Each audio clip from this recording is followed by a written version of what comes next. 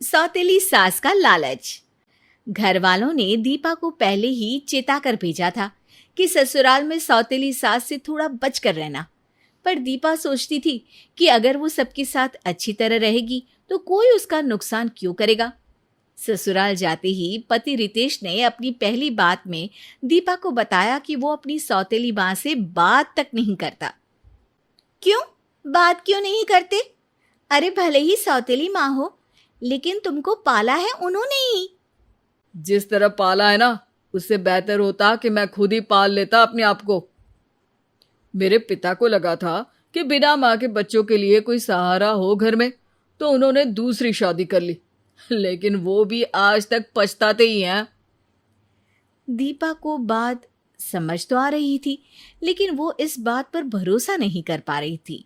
वो सोचती थी कि जब सास के साथ उसके कोई बुरे अनुभव नहीं है, तो वो क्यों उनके बारे में गलत राय बना ले।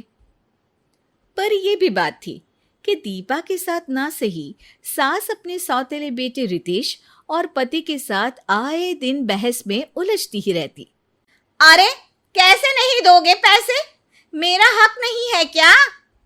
पैसे खर्च करना हक है तो बचाना जिम्मेदारी भी तो होती है। दोनों बाप बेटे चार चार हाथों से पैसे कमा रहे हो, फिर भी पैसे देने में मौत आती है। अरे तुम कमाती तो कीमत पता होती मेहनत की और पैसों की। और पैसे तुमको 4 दिन पहले ही तो दिए थे। 10,000 रुपये लिए थे तुमने महीने के राशन के लिए, लेकिन 1 हफ्ता भी राशन नहीं चलेगा। हमें समझ में नहीं आता क्या कि तुम अपने मायके वालों का भला कर रही हो? अरे भला तो उन्होंने किया है आप पर, मुझे यहाँ भेजकर। अरे ले जाए मेरी बला से वापस तुमको। उस घर से डोली उठी थी, इससे अर्थी उठेगी। अब पैसे दे दो वरना मुझे निकलवाना आता है। अरे धमकियां देती रहती हो। वो तो भला हो बेटे का जो कमाने लगा है, वरना तुम्हारे खर्च के चक्कर में तो कर्ज लेना पड़ जाता मुझे। दहेज भी तो लाई थी ना मैं। हमने तो मना किया था ना, लेकिन तुमको बड़प्पन दिखाना था।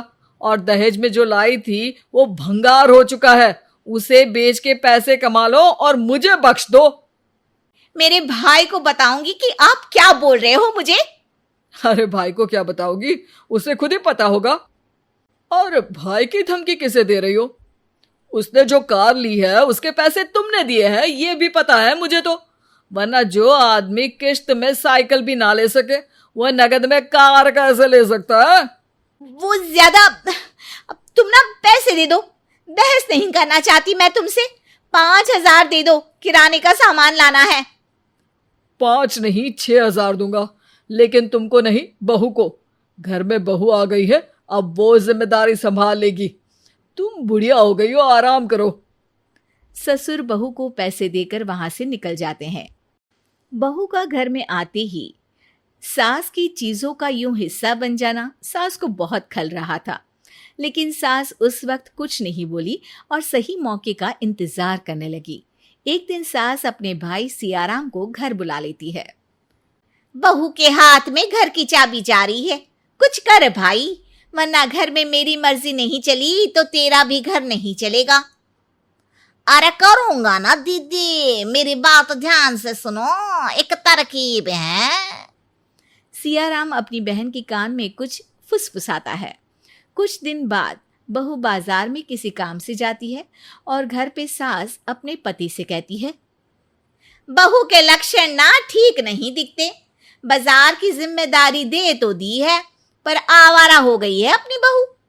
क्या बक रही हो? अरे थोड़ी देर तो हो ही जाती है बाजार में, ट्रैफिक वगैरह भी तो होता है।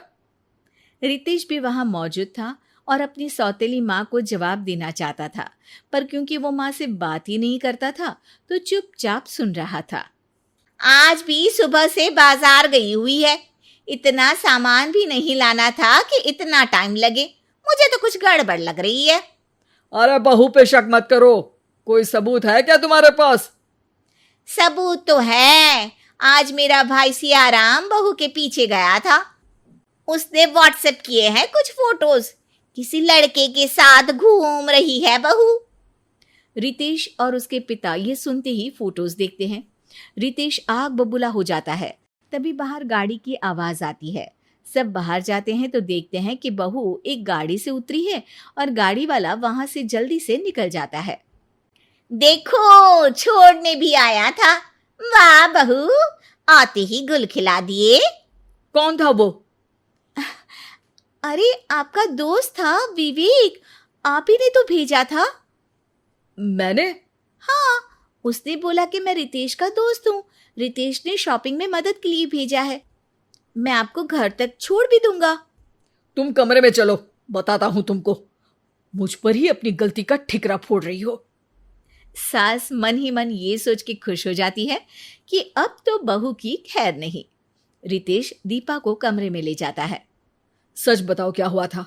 कौन है वो? तुम्हारा एक्स बॉयफ्रेंड या कोई नया? हाँ, आपका दोस्त। आपने? अरे मैंने किसी को नहीं भेजा। आपकी कसम, मैं झूठ क्यों बोलूंगी आपसे? यकीन तो करना पड़ेगा ना।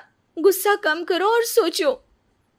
रितेश आंखें बंद करके थोड़ी देर बैठ जाता है और दीपा से कहता है, अब मैं नाटक करूंगा, तुम पर चिल्लाने का नाटक, और तुम्हें मेरा साथ देना होगा। सच सामने लाने के लिए ये बहुत जरूरी है। रितेश जोर जोर से दीपा पर चिल्लाने लगता है और थोड़ा बहुत सामान इधर उधर फेंकता भी है। बाहर खड़ी सास के मन में खुशियों के लड्डू फूट जाते हैं। चलो, अभी तुम्हारे मायके छोड़कर आता हूं। रितेश दीपा को बिना सामान के ही घर से बाहर ले जाता है। सास खुशी से फूली नहीं समा रही। बहू घर से जा चुकी थी, अब पूरी सत्ता उसी की थी। शाम को रितेश और उसके कुछ दोस्त घर में आते हैं। उनके साथ वो आदमी भी होता है जो दीपा को छोड़ने आया था और अपना नाम विवेक बता रहा था। पिताजी, पिताजी, माँ को तो बुलाइए, किसी से मिलवाना है। माँ और पिताजी वहां आ जाते हैं। तो विवेक बन के घूम रहे थे बहू रुपया जी, अपना इंट्रोडक्शन तो दे दो, इसके पहले कि हम अपना विवेक खो दें। मुझे आपकी पत्नी के भाई सियाराम ने पैसे दे के कहा था कि आपकी बहू के पास जाके उनको बोलूं कि मैं रितेश का दोस्त हूँ। पूरा प्लान था कि रितेश की माँ घर पे दीपा के खिलाफ शक भरेगी और फोटो भेज के उसको फंसा देंगे। लेकिन फोटो देखते वक्त मैंने गाड़ी का नंबर भी देख लिया और इन भाई साहब को भी खोज लिया। अब पिताजी, घर के शासक आप हैं, बताइए क्या करना है। बहू को ले आओ वापस। बहू तो कहीं गई ही नहीं थी पिताजी। दरअसल दीपा से मैं लड़ा ही नहीं था। कमरे में हमने नाटक किया था। जब माँ मतलब मेरी सौतेली माँ नाटक दिखा सकती है तो कुछ नाटक तो मुझे भी आता ही है। दीपा अंदर आ जाती है। सासू माँ, आपको अगर मुझसे कोई दिक्कत थी तो बता देती। अरे कैसे बताती, मेरे सम्मान की बात थी। तो तुमने झूठ बोल के बहू के सामान के साथ खिलवाड़ किया। अब तुम्हें तुम्हारे भाई के घर जाना पड़ेगा और वहीं अपना सम्मान ढूंढ लेना। यहाँ तो तुम्हारा बहुत हो चुका सम्मान।